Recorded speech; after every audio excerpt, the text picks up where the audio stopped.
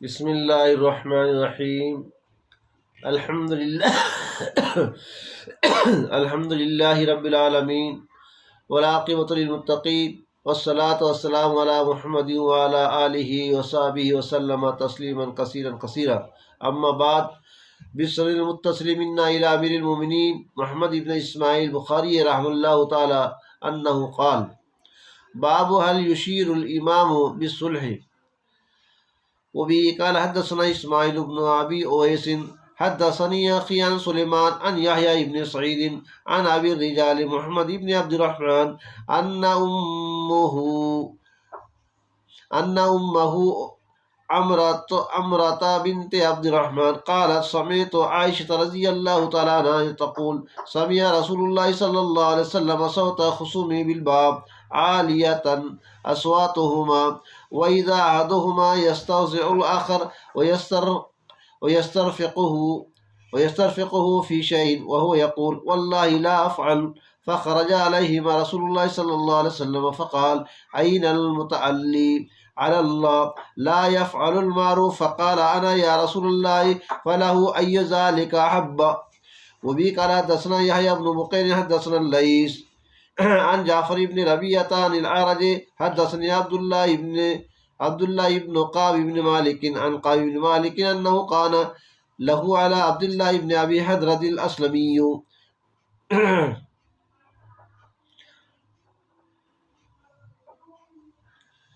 كان له عبد الله بن أبي حضرة الأسلمي مال قال فلقيه فلزمه حتى ارتفعت أصواتهما فمر بهما النبي صلى الله عليه وسلم فقال يا قاب فأشار بيده كأنه يقول النصف فأخذ نصف ما عليه وترك نصفا۔ گزشتہ کل سبق میں ہمارے سامنے یہ بات آئی تھی کہ صلح کرنے کے لیے کچھ قربانی دینا پڑتی ہے۔ دو جماعتوں میں سے کسی ایک جماعت کو دو قدم پیچھے ہٹنا پڑتا ہے تو جبھی مصالحت ہو سکتی ہے، ورنہ مشکل ہے۔ جیسا کہ حضرت امام حسن رضی اللہ عنہما اور حضرت امیر معاویہ رضی اللہ عنہ ان کے تعلق سے مشہور واقعہ ہے کہ جب حضرت حسن ابن علی رضی اللہ عنہما اور حضرت امیر معاویہ رضی اللہ عنہ کے درمیان میں جب تنازع ہوا خلافت کا، تو حضرت امیر معاویہ رضی اللہ عنہ نے ان کے سامنے یعنی حضرت امام حسن رضی اللہ عنہ کے سامنے یہ بات رکھی کہ آپ خلافت سے دستبردار ہو جائے، ہم آپ کی جو بھی شرطیں ہیں اس کے علاوہ تمام چیزوں کو ہم قبول کرتے ہیں، لیکن آپ ابھی خلافت کا جو دعویٰ کر رہے ہیں خلافت کا دعویٰ چھوڑ دیں اور مصالحت کر لیں، آپ کو جو بھی مرضی ہے آپ کے حساب سے انشاءاللہ ہم وہ آپ کو آپ کا حق دیں گے، لیکن آپ اس وقت میں خلافت کا دعویٰ چھوڑ دیں۔ چنانچہ حضرت حسن رضی اللہ عنہ نے خلافت کے دعوے سے دستبرداری کر دی اور صلح کر لی، اور جو خلافت کا حق تھا وہ اس سے آپ پیچھے ہٹ گئے اور حضرت امیر معاویہ کے ہاتھ پر بیعت کر لی، اور حضرت امیر معاویہ رضی اللہ عنہ نے ان کے جو بھی باتیں تھیں جو شرطیں تھیں وہ باقی قبول کر لی۔ اس طرح مصالحت ہوئی۔ تو دیکھیے مصالحت کرنے کے اندر کچھ نہ کچھ نرمی کرنا پڑتی ہے اور کچھ نہ کچھ کسی ایک جماعت کو پیچھے ہٹنا پڑتا ہے جبھی مصالحت ہو سکتی ہے۔ ہر جماعت یہ چاہے کہ نہیں ہمارے شرطوں کو مان لیا جائے تو قیامت تک کہ مصالحت نہیں ہو سکتی ہے۔ آج کل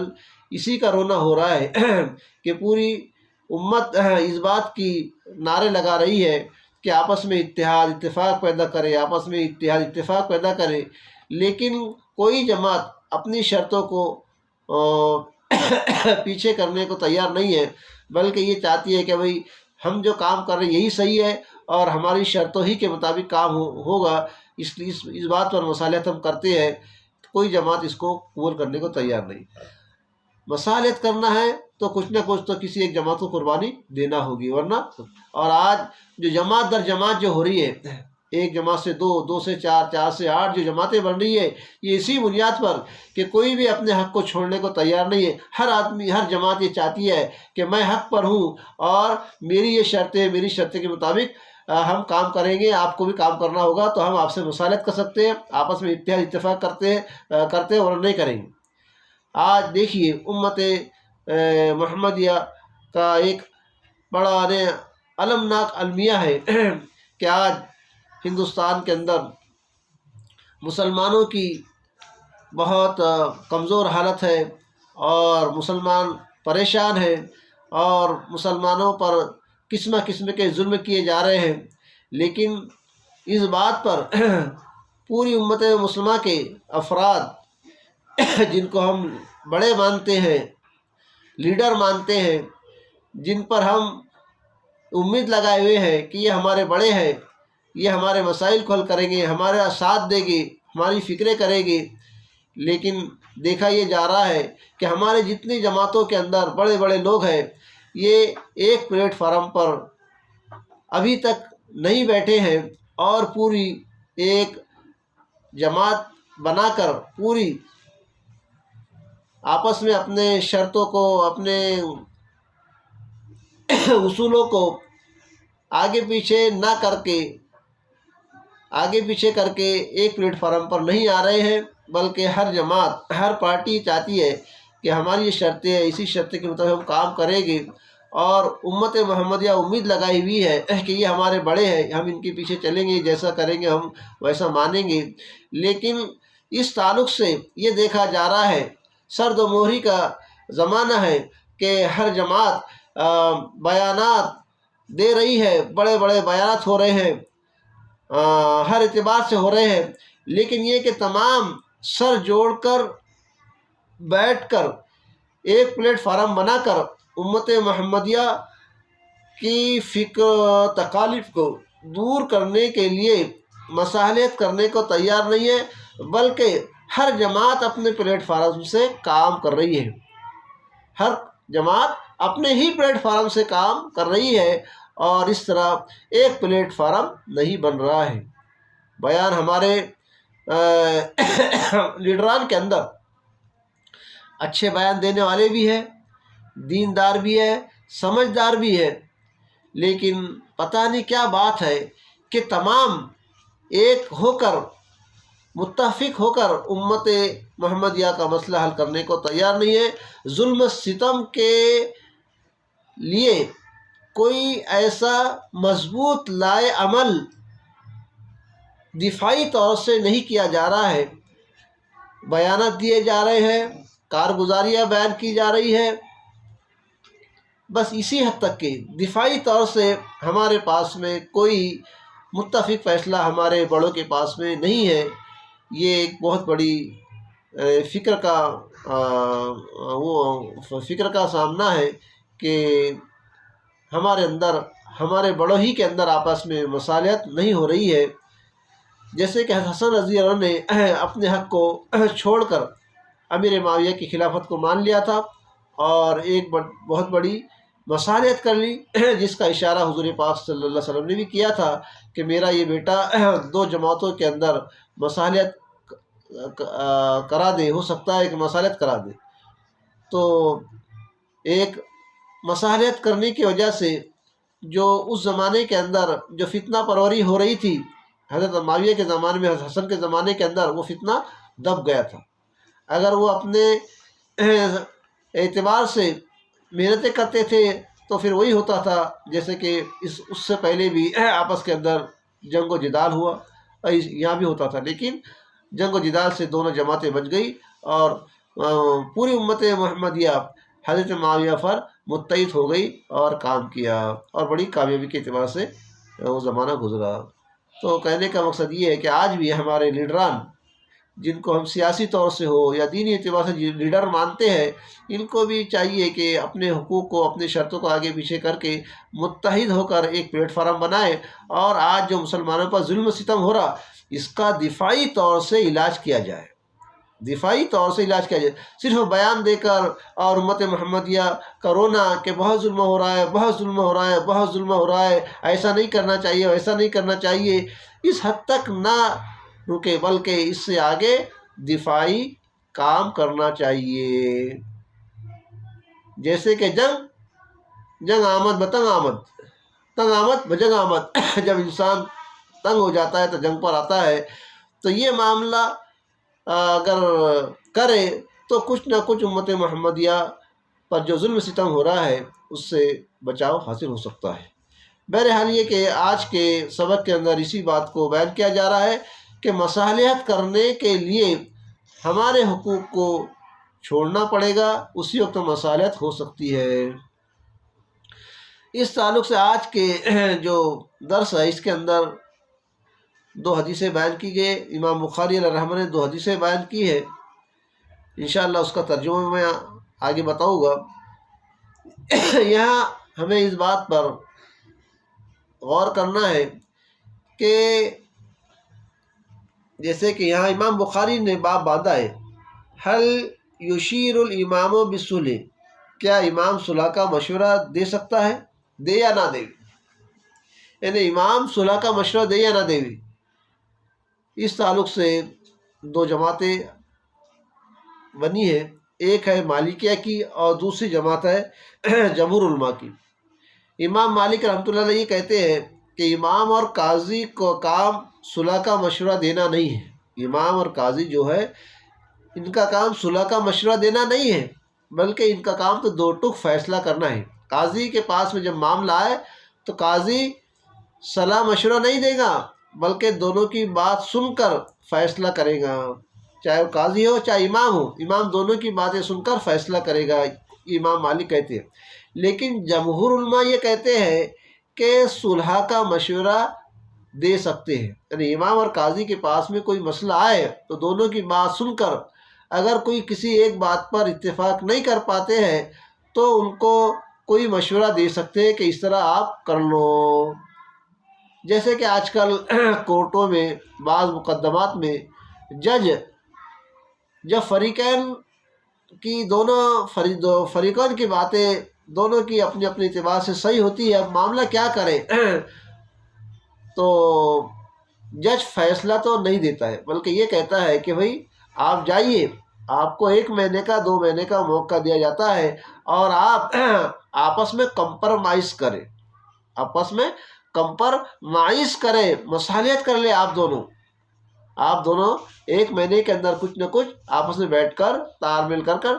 مصالحت کر لیں، آگے پیچھے کر لو۔ اب اس کے بعد میں 1 مہینے کے بعد میں پھر ان کو بلایا جاتا ہے، پھر وہ کہتے ہیں کہ ہمارے آپس میں مصالحت ہو گئی، تو جج ان کے حساب سے فیصلہ کر دیتا ہے۔ اور اگر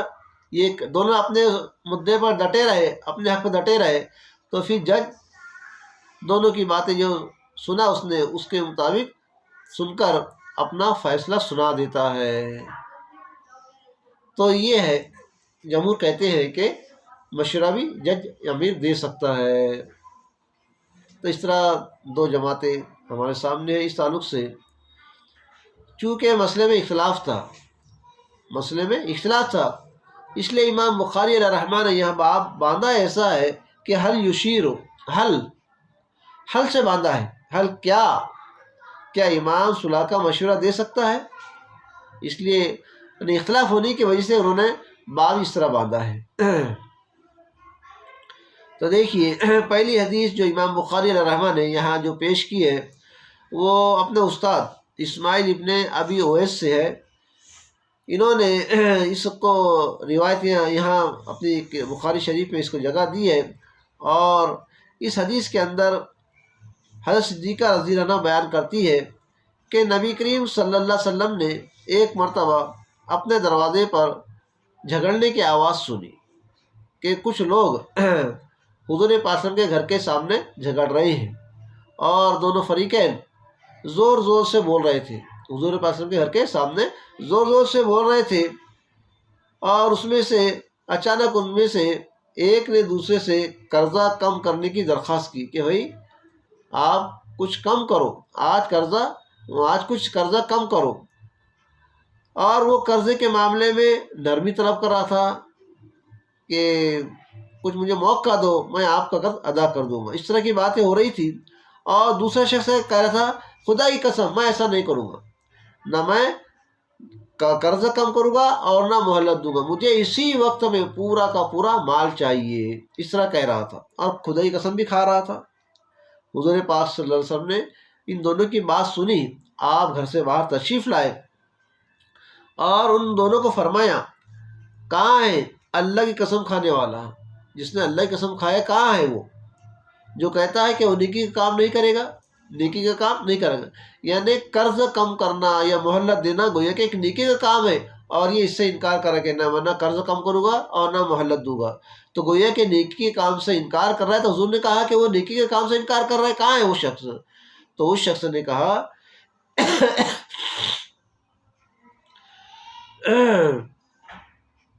اس نے کہا کہ اے اللہ کے رسول میں ہوں، میں نے یہ بات کہی ہے،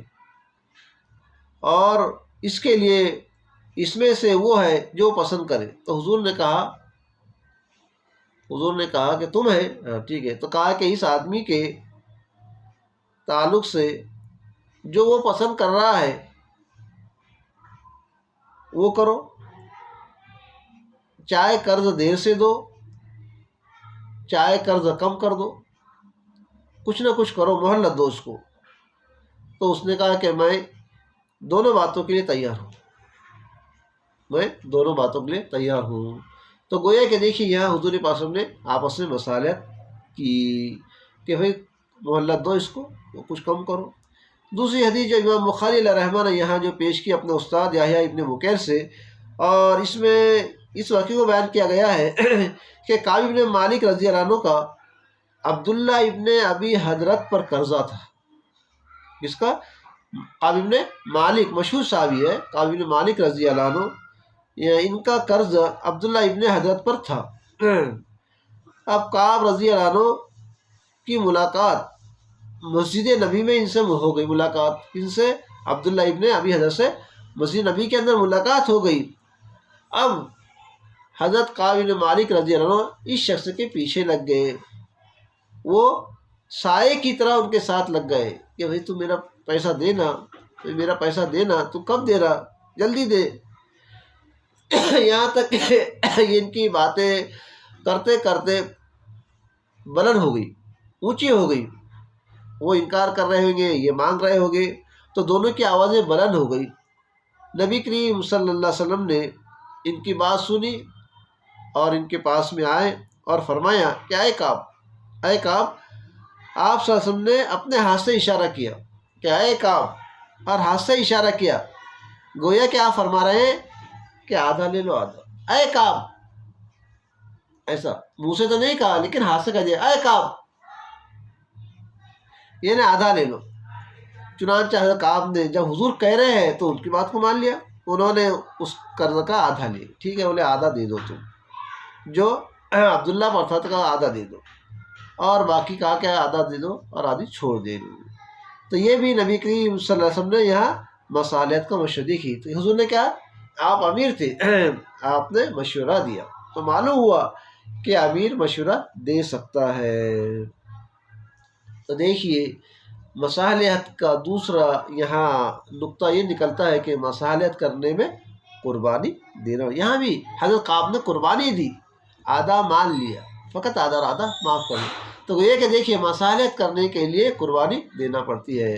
اللہ تعالی ہم تمام کو سمجھنے کی اور اس پر عمل کرنے کی توفیق عطا فرمائے. وآخر دعوانا الحمد للہ رب العالمین. سبحان ربک رب العزت عما یصفون وسلام علی المرسلین والحمد للہ رب العالمین.